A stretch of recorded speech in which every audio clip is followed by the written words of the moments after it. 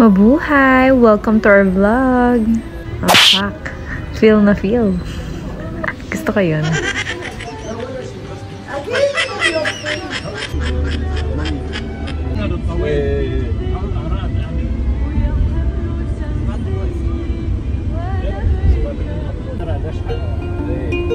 O diba, mukhang Maynila lang yung Beirut.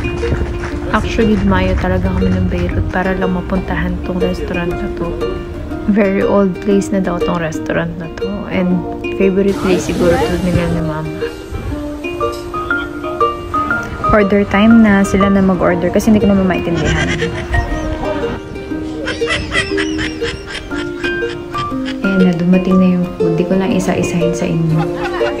Basta kakain na kami.